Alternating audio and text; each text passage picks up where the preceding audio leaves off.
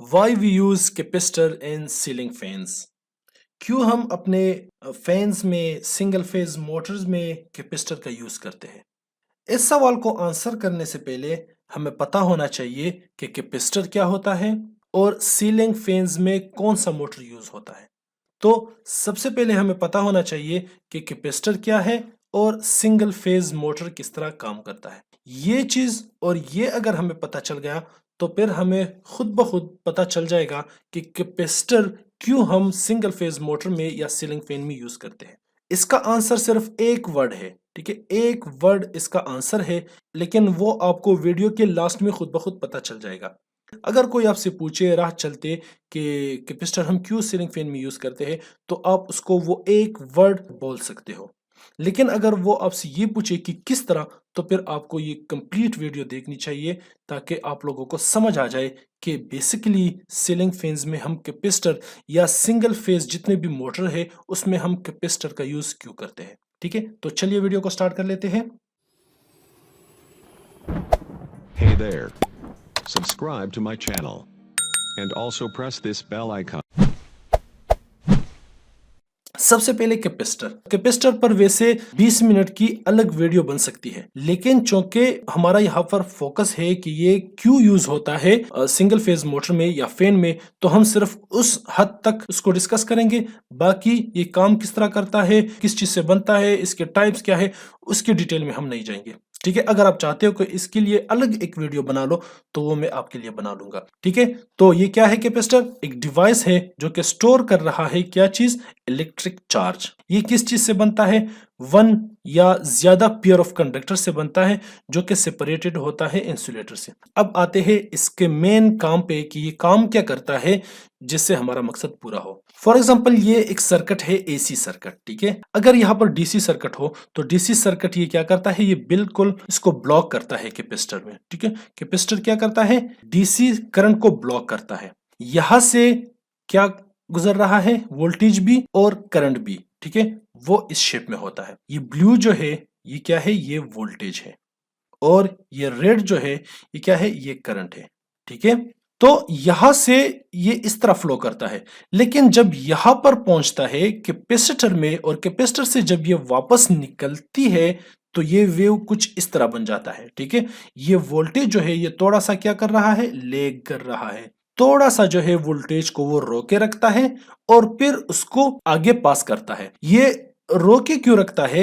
ये एक complete 20-30 minute की इस पे वीडियो बनती है, लेकिन यहां पर सिर्फ आप ये समझो कि एसी सर्किट में, ठीक है, एसी सर्किट में कैपेसिटर का काम होता है वोल्टेज लेगिंग।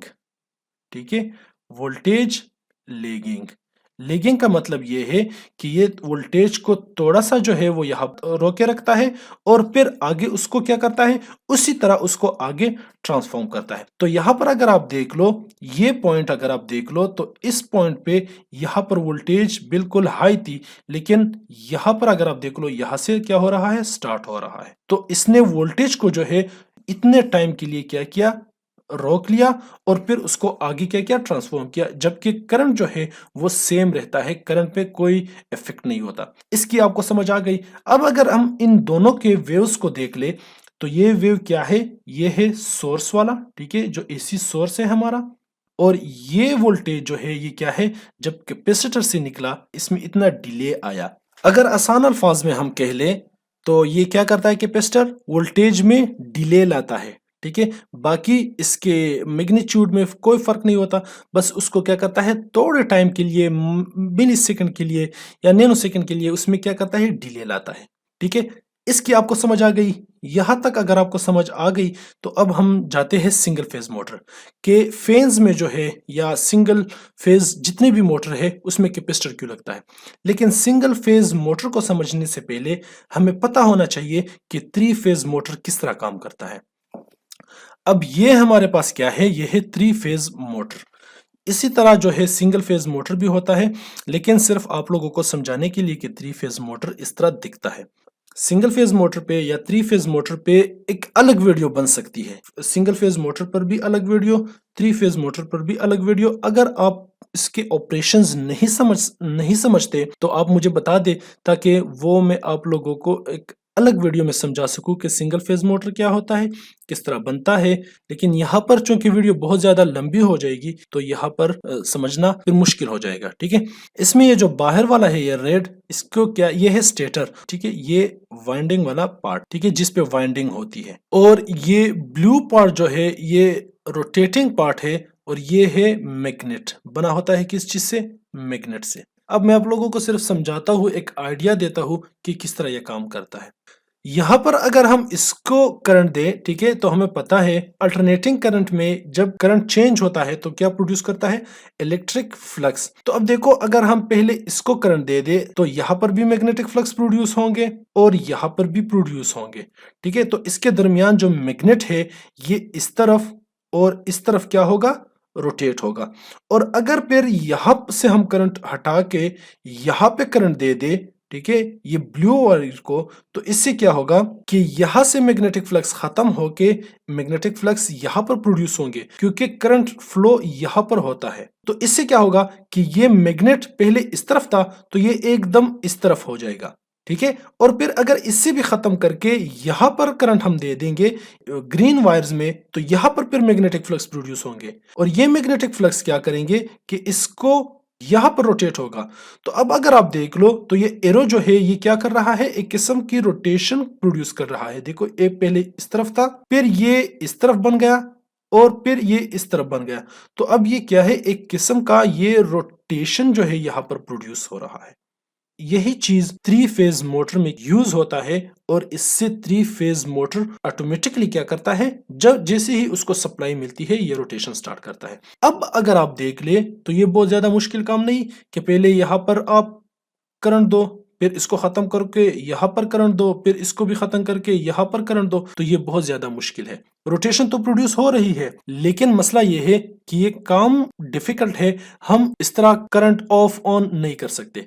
तो इसके लिए यहां पर होता यह है कि 3 फेज का मतलब है कि इसमें फेज डिफरेंट है। इसको 3 सप्लाई एक साथ देते हैं, लेकिन उसमें क्या होगा? फेज डिफरेंट होगा। मैं आपको एक डायग्राम से, जो कि बहुत ज्यादा क्लियर है, उससे आप लोगों को समझाता हूं। फॉर एग्जांपल, पहले यहां पर अगर आप देख ले, इस पॉइंट पे ये वाला वैल्यू क्या है? पीक पे है। ठीक है, तो यहां पर अब ये सप्लाई मिल रही है, ग्रीन को सप्लाई मिल रही है। ठीक है, तो यहां पर मैग्नेटिक फ्लक्स प्रोड्यूस होगा। तो जैसे ही मैग्नेटिक फ्लक्स प्रोड्यूस होगा, मैग्नेट क्या है? ग्रीन की तरफ पॉइंट कर रहा है। अब इस पॉइंट पे ये रेड जो है इसको ज्यादा सप्लाई मिल रही है, ब्लू भी है और ग्रीन भी है, लेकिन चूंकि रेड ज्यादा है और ब्लू और ग्रीन में फ्लक्स क्या है? कम है।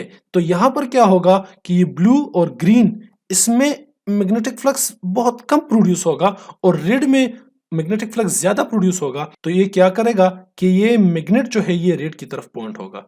और सेम इसी तरह इस पॉइंट पर अगर आप देख ले तो यहां पर ब्लू में करंट फ्लो ज्यादा कर रहा है, तो मैग्नेट जो है वो ब्लू की तरफ पॉइंट करेगा। और सेम इसी तरह आगे चलता जाएगा। अगर आप इसको देख ले, मैग्नेट जो है ये रोटेट कर रहा है। अब चूंकि ये चीज बहुत ज्यादा स्पीड के साथ हो रहा है, ये वेव जो है इसको ये सप्लाई जो मिल रही है ये 50 हर्ट्ज 60 हर्ट्ज इस स्पीड से जा रहा है। मतलब ये वेव जो है यहां से यहां तक ये ड्यूरेशन 1 सेकंड में 50-60 टाइम जो है वो चेंज हो रहा है। तो मतलब इसका ये है कि ये मिली सेकंड में ये चीजें हो रही है। तो इस वजह से इसमें रोटेशन जो है ये बहुत फास्टली और बहुत तेज इसमें ये रोटेशन प्रोड्यूस होगा। ठीक है, तो जैसे ही हम 3 फेज मोटर को क्या करते हैं? स्विच करते हैं, तो क्या होता है कि एकदम ये रोटेशन स्टार्ट करता है। तो 3 फेज मोटर की आपको समझ आ गई। सिंगल फेज मोटर में क्या होता है कि सिर्फ एक फेज होता है, उसमें सिर्फ एक वाइंडिंग होती है। ठीक है, लेकिन किस तरह कैपेसिटर का यूज करके हम उसको सेल्फ स्टार्ट बनाते हैं, खुद ब खुद जो है ये रोटेशन स्टार्ट करता है, ये आप लोगों को सिर्फ मैं समझाता हूं। अब सिंगल फेज मोटर में आते हैं। चूंकि सिंगल फेज मोटर में एक फेज होता है तो वो थोड़ा सा मुश्किल हो जाता है। ठीक है, फैन में क्या होता है हमारे पास? Single phase motor. अब सिंगल फेज मोटर में प्रॉब्लम क्या होती है? Single phase motor for example ये वाइंडिंग है, यहां पर जब एसी करंट फ्लो करेगा, ठीक है, एसी करंट फ्लो कर रहा है, तो जब ये पार्ट होगा तो इसमें फॉर एग्जांपल अगर इस तरह मैग्नेटिक फ्लक्स प्रोड्यूस हो रहे हैं, तो जब ये पार्ट आ जाएगा तो इससे मैग्नेटिक फ्लक्स इस टाइप के प्रोड्यूस होंगे। अगर आपने ऑब्जर्व किया हो तो जब फैन का कैपेसिटर खराब हो जाता है तो ये वाइब्रेशन करता है, ठीक है। फिर हम लकड़ी से या हाथ से या किसी और चीज से उसको एक बार रोटेशन दे देते हैं तो इसके बाद क्या होता है, ये पंखा स्टार्ट हो जाता है। इसलिए हम क्या करते हैं, इसमें कैपेसिटर का यूज करते हैं। कैपेसिटर रेटिंग के लिहाज से मुख्तलिफ होता है, इस तरह भी होता है, इस तरह भी, इस तरह भी, ठीक है। फैन में अक्सर ये वाला कैपेसिटर ज्यादातर यूज होता है। ये वाला जो है ये यूज होता है सिंगल जितने फेज मोटर्स है उसमें इस तरह कैपेसिटर यूज होते हैं। अब फैन में या सिंगल फेज मोटर में कैपेसिटर हम क्यों यूज करते हैं उसको समझने की कोशिश करते हैं। तो चलिए इस सर्किट की तरफ। अगर आप इसको देख ले तो इसमें दो वाइंडिंग है, एक है मेन वाइंडिंग और एक है ऑक्सिलरी वाइंडिंग, ठीक है। मेन वाइंडिंग वो वाइंडिंग है जो सीधा आता है एसी सप्लाई से, ठीक है, और ऑक्सिलरी वाइंडिंग वो वाइंडिंग है जो के पास होता है कैपेसिटर के थ्रू। बेसिकली ये होता इस तरह है कि अब ये मेन वाइंडिंग जो है इसके अपोजिट भी मेन वाइंडिंग लगा होता है, ठीक है। तो मैं यहाँ पर भी मेन वाइंडिंग लगाता हूँ, ठीक है। और यहाँ पर जो ऑक्सिलरी वाइंडिंग है वो ऑक्सिलरी वाइंडिंग यहाँ पर भी है। तो अब जो है हम आते हैं इसके वर्किंग प्रिंसिपल की तरफ कि ये किस तरह वर्क करता है, ठीक है। जब हम यहाँ पर ऑन करते हैं एसी सप्लाई को, अब ये जो ब्लैक वाला वेव है ये है मेन वाइंडिंग, ठीक है, ये मेन वाइंडिंग वाला वेव है, ठीक है। और ये येलो जो है, येलो वेव, ये है ऑक्सिलरी वाइंडिंग, ठीक है। तो यहां पर जब हम इसको ऑन करते हैं तो क्या होता है कि करंट यहां पर पहुंचता है, ठीक है, इस पॉइंट पर और इस पॉइंट पर पहुंचता है। तो एक टाइम पे दोनों यहां पर भी पहुंचता है और यहां पर, तो इसमें थोड़ा डिले होता है, ये इतना डिले, ठीक है। तो सबसे पहले हम आते हैं इसके वर्किंग प्रिंसिपल की, ये फिर किस तरह काम करता है। देखो मैं इसको मिटा देता हूं। अगर हम इस पॉइंट पे देख ले, ठीक है, ये पॉइंट, तो इस पॉइंट पे ये वाला वोल्टेज क्या है, ज्यादा है, और ऑक्सिलरी वाला जीरो है। इसका मतलब कि इस वाइंडिंग में जो मेन वाइंडिंग है उसमें करंट फ्लो कर रहा है, और जो ऑक्सिलरी वाइंडिंग है, जो कैपेसिटर वाला वाइंडिंग है, उसमें अभी तक वोल्टेज नहीं है। तो वोल्टेज नहीं है इसका मतलब कि करंट नहीं है। तो ये क्या होगा कि यहां पर तो करंट फ्लो कर रहा है, इसका मतलब कि ये मेन वाइंडिंग में यहां पर और यहां पर क्या प्रोड्यूस होगा, मैग्नेटिक फ्लक्स। तो मैग्नेट इसकी तरफ क्या करेगा, रोटेट करेगा। लेकिन जब यहां पर पहुंचता है दूसरे पॉइंट पे, तो इसमें यह होता है कि अब इसमें करंट फ्लो स्टार्ट होती है और इसमें करंट फ्लो रुक जाती है मेन वाइंडिंग में, ठीक है। तो जब मेन वाइंडिंग में करंट फ्लो रुक जाती है तो इससे मैग्नेटिक फ्लक्स खत्म होगा, और मैग्नेटिक फ्लक्स कहां पर प्रोड्यूस होंगे, ऑक्सिलरी वाइंडिंग में। तो इससे क्या होगा कि ये यहां से स्विच होगा, यहां पर जो मैग्नेट लगा है ये मैग्नेट स्विच होके किसकी तरफ पॉइंट करेगा, ऑक्सिलरी वाइंडिंग की तरफ। फिर आते हैं पॉइंट 3 की तरफ। पॉइंट 3 में क्या होगा, यहां पर वोल्टेज फिर जीरो होगा ऑक्सिलरी वाइंडिंग में, और मेन वाइंडिंग है उसमें दोबारा करंट फ्लो स्टार्ट होती है, क्योंकि यहां पर वोल्टेज, अब देखो वोल्टेज यहां पर फिर ज्यादा है, तो ये दोबारा पॉइंट होगा और ये मेन ऑक्सिलरी की तरफ दोबारा पॉइंट करेगा। और इसी तरह जो है इसमें एक किस्म की रोटेशन जो है वो प्रोड्यूस हो रही है। ये दरमियान में जो मैग्नेट लगा है, ये रोटर में मैग्नेट लगा होता है, ठीक है। तो ये क्या करता है, एक किस्म का रोटेशन जो है वो प्रोड्यूस कर रहा है। तो मेन वजह जब हम कैपेसिटर यूज करते हैं सिंगल फेज मोटर में या फैन में, तो इसकी मेन वजह होती है जब इसको सप्लाई मिलती है तो ये रोटेशन स्टार्ट कर ले। तो इसका मतलब ये हुआ कि कैपेसिटर हम यूज करते हैं सिंगल फेज मोटर में या फैन में सेल्फ स्टार्टिंग के लिए, सेल्फ स्टार्टिंग, ठीक है, ताकि ये खुद ब खुद जो है वो रोटेशन स्टार्ट कर ले। अगर ये कैपेसिटर खराब हो या नहीं लगा हो एक फैन में या सिंगल फेज मोटर में, तो ये क्या करेगा, ये इस तरह जो है वाइब्रेशन करेगा लेकिन रोटेट नहीं होगा।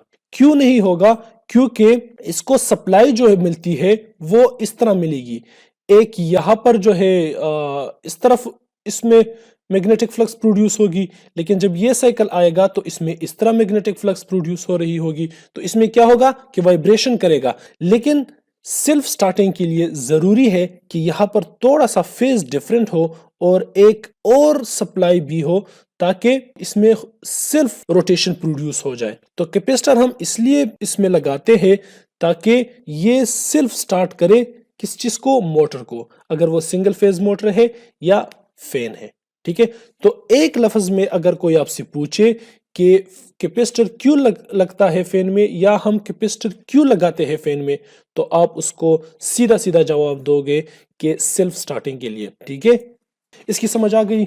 आई होप कि आपको सब कुछ क्लियर होगा।